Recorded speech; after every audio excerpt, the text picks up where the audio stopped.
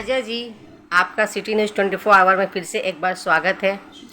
और जैसा कि आप पर केस लादा गया है, उसके बाद बेल पे आने के बाद आपकी हमारी मुलाकात हो रही है। जब मुलाकात हो रही है तो कुछ सवाल जवाब भी हो जाए, कुछ बातें भी हो जाए। आज बाबुल सुप्रियो ने ताज़ा बयान दिया है प्रधानमंत्री के विरोध में, इस बारे में आप क्या कहेंगे? देखिए, still I really wanted to stick with my earlier statement कि टॉलीवुड से आए हुए जितने भी लोग हैं वो परफेक्ट हैं अपने फील्ड में। जैसे हर इंसान अपने अपने फील्ड में बहुत परफेक्ट होता है, उसकी एक परफेक्शन होती है, उसी तरीके से वो परफेक्ट है अपने अपने उसी फील्ड में। He is a singer. तो मुझे लगता है कि उनको अब तक इतने सालों में भी एक मिनिस्टर ऑफ स्टेट रह चुके, इतनी बार मेंबर ऑफ पार्लियामेंट रहे हुए हैं, अभी भी मेंबर ऑफ पार्लियामेंट है। अभी उन्होंने रिसेंटली 8 दिन पहले उन्होंने पार्टी चेंज की है। पर जिस तरह का बयान वो दे रहे हैं, शायद उनको पता नहीं है कि वो भारत के प्रधानमंत्री के बारे में दे रहे हैं। और बाबुल सुप्रियो जी को दा बाबुल सुप्रियो बनाने वाले ये वही भारत के प्रधानमंत्री हैं। अदरवाइज बाबुल सुप्रियो का क्रेज़ 2 4 गानों की वजह से ही था, इसके अलावा और कुछ नहीं था। तो देखिए, वो उम्र में तो मेरे पिता के बराबर है, लेकिन मुझे ऐसा लगता है कि उनको जो भी बोलना चाहिए वो सही है कि वो एक पार्टी में गए हैं, उस पार्टी को खुश करने के लिए बोल रहे हैं, लेकिन इतना सोचना चाहिए कि वो भारत के प्रधानमंत्री के बारे में बोल रहे हैं और ये वो प्रधानमंत्री हैं जिसने बाबुल सुप्रियो पर विश्वास करके, उन पर भरोसा करके उनको मिनिस्टर ऑफ स्टेट बनाया, उनको मेंबर ऑफ पार्लियामेंट बनाने का मौका दिया, उनको पूरे पश्चिम बंगाल में बीजेपी का एक फेस बनने का मौका दिया गया था।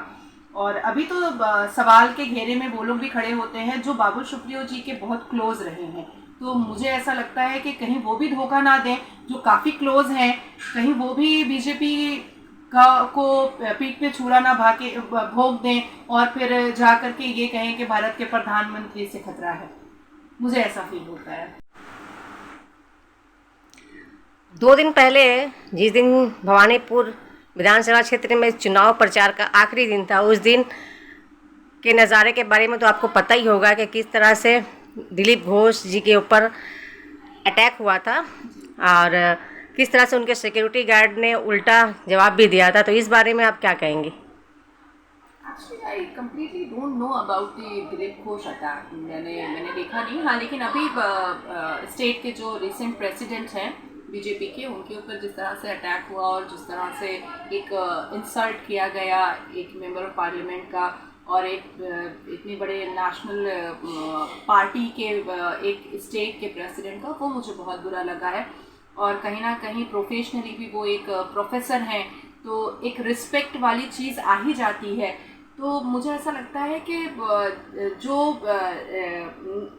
सिनेरियो सेट किया जा रहा है बंगाल के पॉलिटिक्स का, एक क्रूरता लेकर आई जा रही है, एक क्रुएलिटी लेकर आई जा रही है, उसको चेंज करना चाहिए। दिनेश त्रिवेदी जी ने भी कहा कि एक वक्त था जब हम इलेक्शन को फेस्टिवल की तरह से देखते थे, लेकिन आज एक वक्त आया। तो मैं उनकी उस बात को बिल्कुल अग्री करूंगी कि अब इलेक्शन में बच्चों को से लेकर के बूढ़ों तक को डर लगता है। एक वक्त था कि जब इलेक्शन आता था तो उसको बच्चे से लेकर बूढ़े तक एंजॉय करते थे, उसको फेस्टिवल की नज़र से देखते थे। पर अब तो गोली बम बंदूक ये सारी चीज़ें होती हैं। तो मुझे बहुत बुरा लगा अर्जुन सिंह के साथ जो धक्कामुक्की की गई है, वो मुझे बहुत बुरा लगा। तो मुझे ऐसा लगता है कि सिस्टम को थोड़ा सा बेटर करने की ज़रूरत है। आपकी जो पार्टी की कैंडिडेट है भवानीपुर से, उन्होंने जो डीसी साउथ पे जो आरोप लगाया है कि उनके साथ जो बदसलूकी की गई, इस बारे में आप क्या कहेंगे? देखिए, मुझे जब डिटेन किया गया और मैं ऑलमोस्ट 13 डेज में पुलिस कस्टडी में रही हूँ, and I don't feel shame. आप भी मुझे अपने घर पे किसी चीज़ की पूछताछ के लिए बुलाएंगी तो मैं वहाँ भी आ जाऊँगी, या कोई भी बुलाएगा तो मैं जाऊँगी और मैं पूरा कोऑपरेट करूँगी। तो मेरे साथ पुलिस कस्टडी में ऐसी कोई घटना हुई नहीं थी। हालांकि पूरा दिन मुझे ऑलमोस्ट 8 घंटे 9 घंटे मुझे थाना में रहना पड़ता था। तो आई डोंट थिंक कि मुझे इवन मैं अपना प्रैक्टिकल एक्सपीरियंस आपसे शेयर कर रही हूँ कि मैंने ऐसी कोई बदसलूकी पहले भी नहीं देखी थी, क्योंकि पॉलिटिक्स हो या सोशल वर्क हो, मैं कोई आज से नहीं जन्मी तो नहीं हूँ। पिछले 12-13 साल का रिकॉर्ड रहा है कि मैंने सोशल एक्टिविटीज़ भी बहुत की है, तो पुलिस से लेकर के हर एक डिपार्टमेंट से एक सामना तो होता ही आया है, लेकिन इस तरह की घटना मुझे कभी सुनने में नहीं आई। और मैंने भी प्रैक्टिकली अभी पुलिस कस्टडी में ऐसा कुछ देखा नहीं कि पुलिस गलत तरीके से हाथ डालता है या गलत तरीके से देखता है, ऐसा कुछ मैंने देखा नहीं। लेकिन अगर उनके साथ ये घटना हुई है तो मुझे लगता है कि स्टेट गवर्नमेंट को एक अलग कमेटी बैठानी चाहिए और वो इस चीज़ को पूरे डेप्थ से देखना चाहिए कि अगर वाकई में ये घटना हुई है तो ये बहुत मतलब सोचने वाली बात है कि ये होना नहीं चाहिए था, और अगर नहीं हुई है तो डिपार्टमेंट बदनाम नहीं होना चाहिए, पुलिस डिपार्टमेंट बदनाम नहीं होना चाहिए। तो मैं इन दोनों सूरतों पे कहना चाहूँगी कि स्टेट गवर्नमेंट को इस चीज़ की बारीकियों तक जाना चाहिए, डेप्थ तक जाना चाहिए, और तब जाकर के किसी मुद्दे पर आना चाहिए। क्योंकि एक औरत के बदन पर कैंडिडेट वो है, इट्स ऑल राइट, लेकिन एक औरत के बदन पर गलत तरीके से हाथ देना ये बहुत बुरी बात है। और अगर ये नहीं हुआ है तो किसी को गलत तरीके से अलेज्ड करना ये भी बहुत बुरी बात है। तो मुझे ऐसा लगता है कि स्टेट गवर्नमेंट पर इसको फोकस करना चाहिए, इसको पर्सनल तरीके से देखना चाहिए और पूरे डेप्थ में जा करके एक एक सीसीटीवी फुटेज को एकदम बारीकी से देखना चाहिए और तब फिर निर्णय पर जाना चाहिए।